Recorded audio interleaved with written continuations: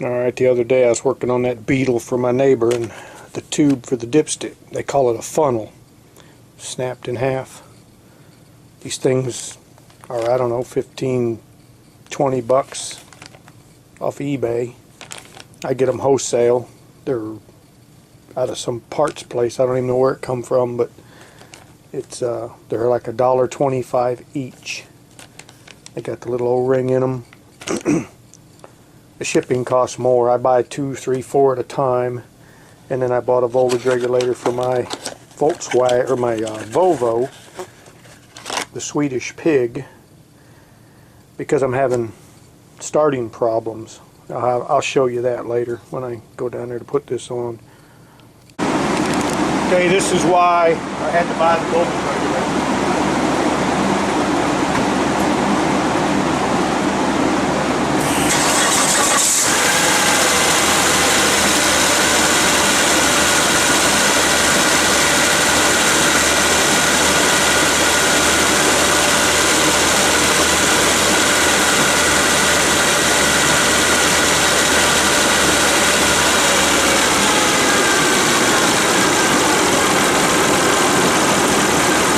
Actually doing pretty good right now. It's still not as near. It should be another 3/4 of a volt higher minimum. It's generally it sticks on about 12.7, 12.8. So I'm going to go ahead and put a voltage regulator in it. Brush set. That's what I bought. That'll be fun. Now, as you can see, tore the intake loose.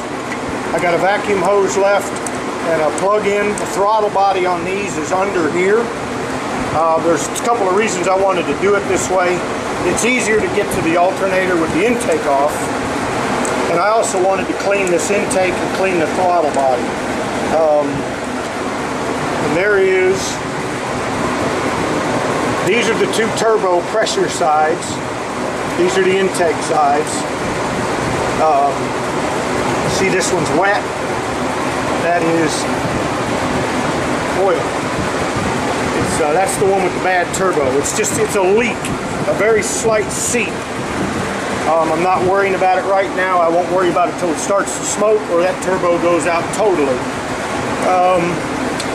But I'm going to get this vacuum hose off, unplug the throttle body, which actually you can see it right down there, and then lift this just back out of the way, and then go ahead and change that brush and voltage regulator assembly.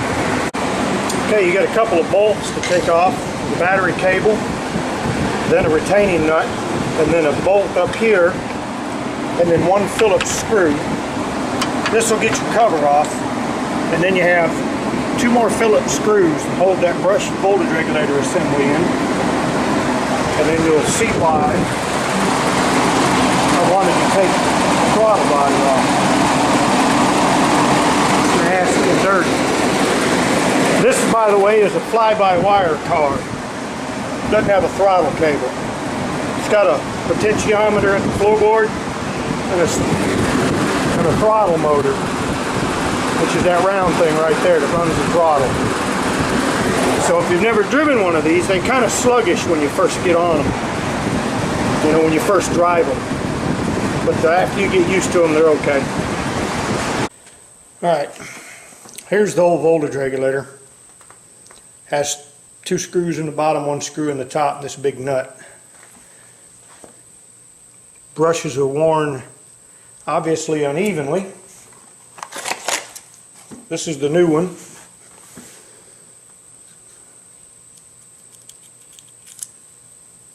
New brushes.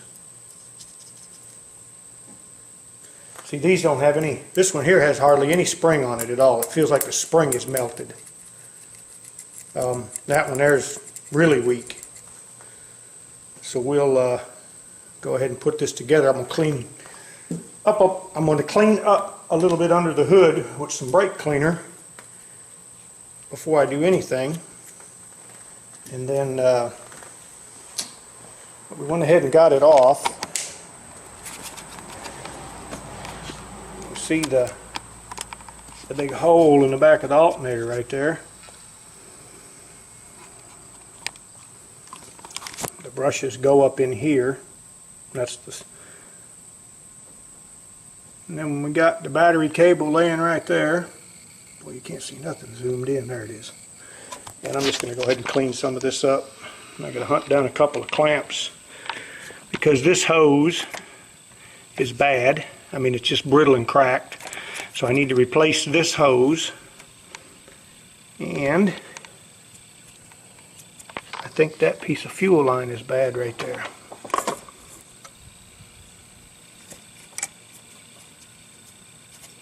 Maybe it's just the way I'm looking at it. Looks just the way I'm looking at it. But there you go. Too bad this thing didn't need a starter, because right there it is. That's a nightmare to change. Alright, let me get it cleaned up a little bit. Alright, got the new voltage regulator in, all bolted up. I put some dielectric grease on all the contacts. I got the engine cleaned up a little bit better. I'll work on this intake now, get it cleaned up, get it bolted back on, and then we'll let's see what happens. My intake all cleaned up, got the throttle body cleaned out. I went over this with a 1000 grit and a flat block wet sanding paper to make sure that's nice and flat. See how nice and there's no dark spots. Intake's nice and flat. Put a little high tack on the intake because the gasket did not break off the manifold or off the head, so we're going to go ahead and salvage the gasket and put this thing back together. I pulled the rail out with all the injectors on it. You can see the injector O-rings are kind of dry. Put a little grease, transmission fluid, WD-40, something on there before you go ramming them things in the hole and pinching them, because if you pinch them, you're going to have a miss or a vacuum leak in one cylinder. This fuel rail here goes up in here, so put a little bit of grease around that so that it'll make sure you don't jam it down in the tube. Just a little on there so it'll slip up in there. I'm going to go ahead and stick that rail in. Alright, we're getting close. Got the intake, cold air and intake on, intake manifold on, got the throttle body bolted up, the boot on it anyways. I've got to put the one more, put that on, put the air box in, and plug up the battery. That was probably the number one thing I didn't mention. Because, you know, you're down here messing with the starter, you know, and I can show you firsthand what happens when you arc a ring on a starter post. I degloved that finger up to about,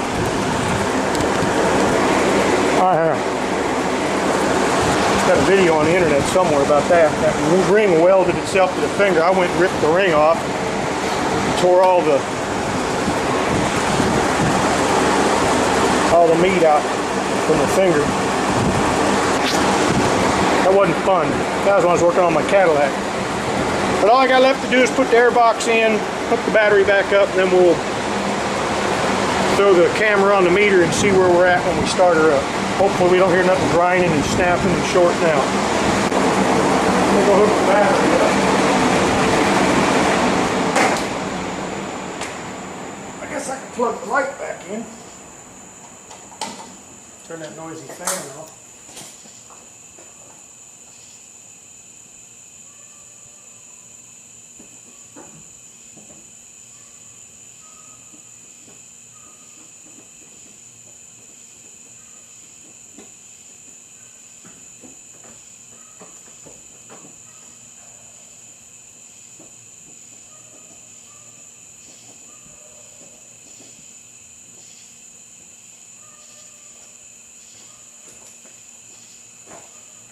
I didn't charge the battery up or nothing. Just like where you seen it when I shut it off. Get a rag so I can track a bunch of grease in my car. Well, hope for the best. I'm going to cycle the fuel pump.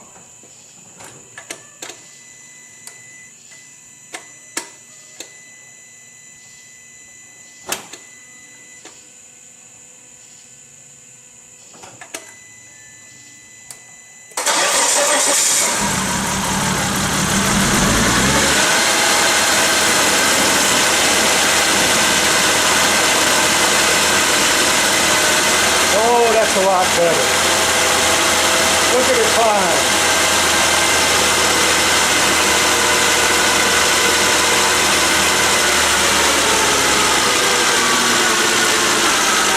I haven't seen 14 volts in the last year.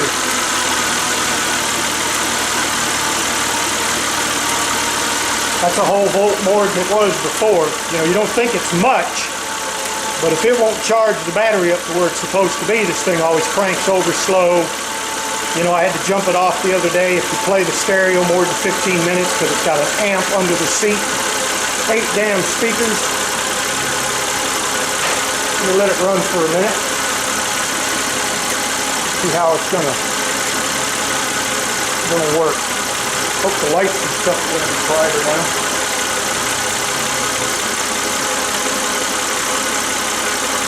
See, it should stabilize at 14.6.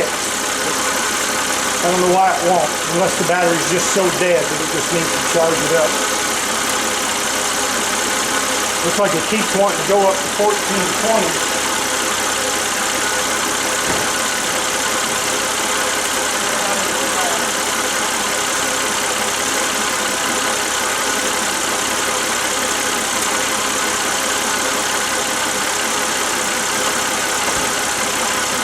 Alright, I'm going to go put it together and I'll put the battery box and stuff, you know, the battery's in the back of this thing where the spare tire is, so I'm going to go put that up. So when I started this up at the first of the video, this thing has never been over 12.6, 12.7 on the charging system. I mean, I've been fiddling with it for the last probably 2.5, 3 weeks. And I've had this charging problem for quite a while. I tested the battery once and it showed it was bad, but I charged it up the other day for probably an hour and a half.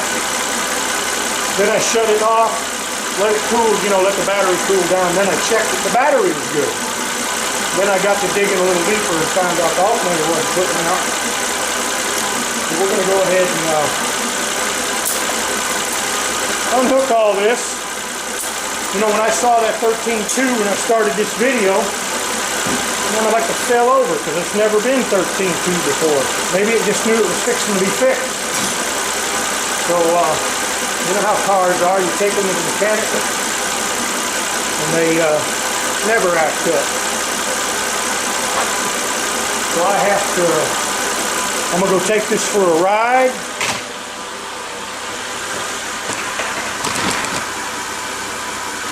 Unzoom it. I got 1 bolt left I got to put in for the dipstick tube, and then I'm going to go and drive it real quick. Shut it off. Put this dipstick tube bolt in and be done with this thing. Trying to figure out why this license plate light don't work, and I can't even get at the latch because I have so many license plates on this car. I've never taken one off. I always keep putting them on. There's my IRT day tag. There's my 2010 tag. Now I can get at this license plate light. Maybe. Socket. Probably screwed up. That's usually what's wrong with these. You got cheap plastic sockets. Yep, socket's broke. I'll have to get a socket and chop the wires, put in their socket on. Well, I guess I can just put that back together. Okay.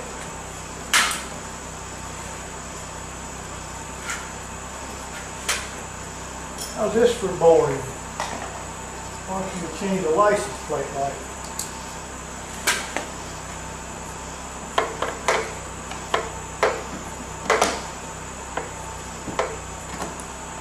I'm trying not to scratch the car. So I'm going to have to go and see if I got a socket on the facade over there. Go to AutoZone and buy one. Put my good tag back on.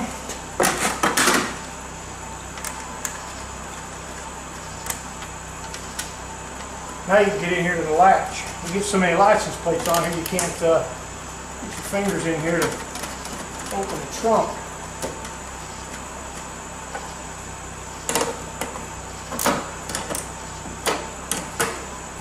Alright, let's go for a ride.